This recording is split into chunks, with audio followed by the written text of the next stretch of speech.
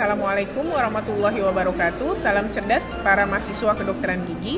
Dalam video kali ini kita akan membahas tentang penata laksanaan sinkop di praktek kedokteran gigi. Sinkop merupakan kondisi hilangnya kesadaran secara penuh, tiba-tiba, bersifat sementara atau transien, dan disertai dengan recovery atau pemulihan yang cepat yang terjadi akibat adanya hipoperfusi cerebral. Sinkop ada beberapa macam. Salah satu jenis sinkop yang paling umum dijumpai adalah vasovagal sinkop. Vasovagal sinkop terjadi akibat refleks yang dapat dipicu oleh stres emosional, nyeri, prosedur medis, ataupun akibat berdiri terlalu lama.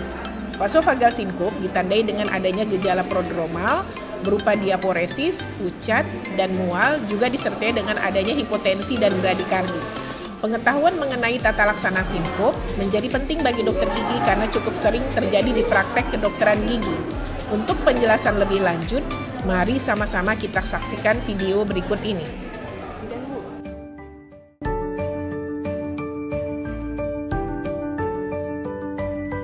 Penata laksanaan sinkop.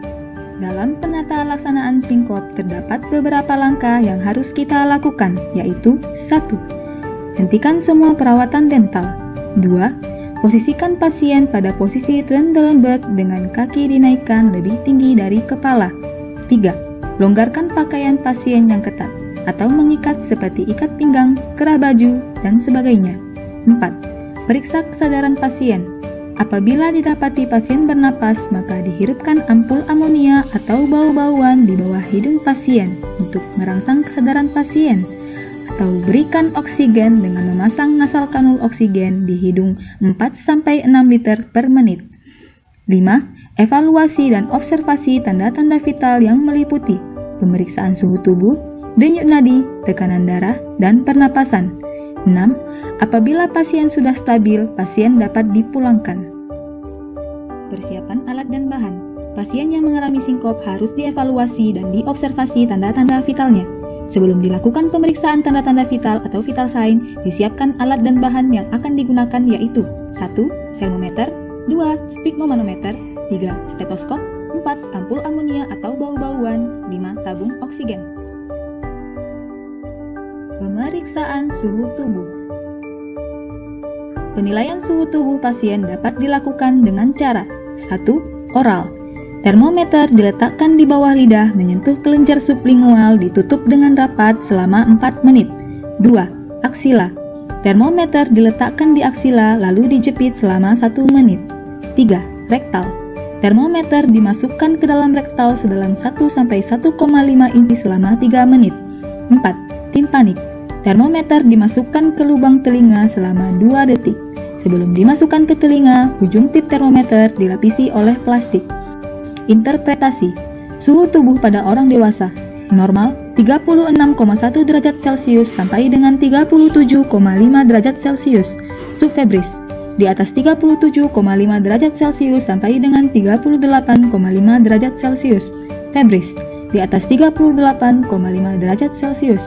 Pengukuran suhu tubuh pada pasien dewasa yang paling sering dilakukan adalah pengukuran di aksila. Pemeriksaan denyut nadi. Cara pemeriksaan denyut nadi yaitu meraba dengan 3 jari tangan, digiti 2, 3, dan 4 manus. Tepat di atas arteri radialis, digiti 2 dan digiti 4 digunakan untuk fiksasi, dan digiti 3 digunakan untuk deteksi denyutan.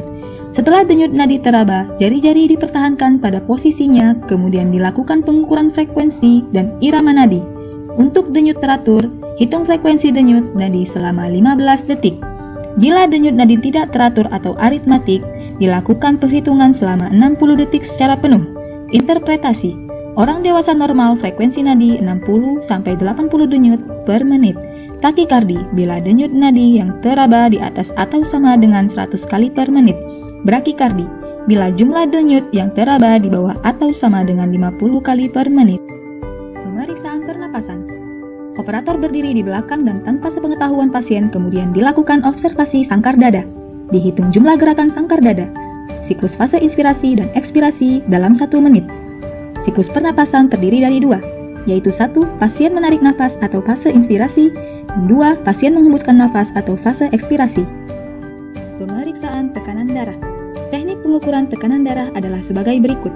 1. Suara ekstra di sekitar kita sedapat mungkin dikurangi. Kerja dalam ruangan tertutup.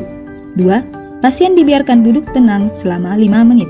3. Dilakukan perabaan pada arteri brachialis. 4. Lengan kanan dibalut dengan manset dalam keadaan kempis dengan rapi dan mantap dengan tepi distal manset berjarak 1,5 cm proksimal arteri brachialis. 5. Katup air raksa pada sphygmomanometer diputar ke posisi on. 6. Manset dipompa sambil memperhatikan pergerakan air raksa hingga arteri radialis tidak teraba lagi. Kemudian dipompa lagi sampai tekanan bertambah kurang lebih 30 mm air raksa. 7. Earpiece stetoskop dipasangkan pada telinga operator. Diafragma stetoskop diletakkan pada arteri brachialis. Kemudian tekanan diturunkan perlahan 3-4 mm per detik dengan cara membuka keran pompa. Degup pertama denyut arteri brachialis yang timbul adalah tekanan sistolik. 8. Tekanan diturunkan sambil mendengarkan suara degup arteri brachialis dan memperhatikan gerakan air raksa pada manometer. Suara degup tersebut mulai hilang adalah tekanan diastolik. 9. Bila tekanan diastolik sudah ditemukan, manset dapat dikempiskan dengan membuka keran pompa lebih besar. Hati-hati keran pompa jangan sampai terlepas. 10. Untuk mendapatkan hasil yang ideal, pengukuran dilakukan 2 kali dengan selang waktu 5 menit. Diambil nilai rata.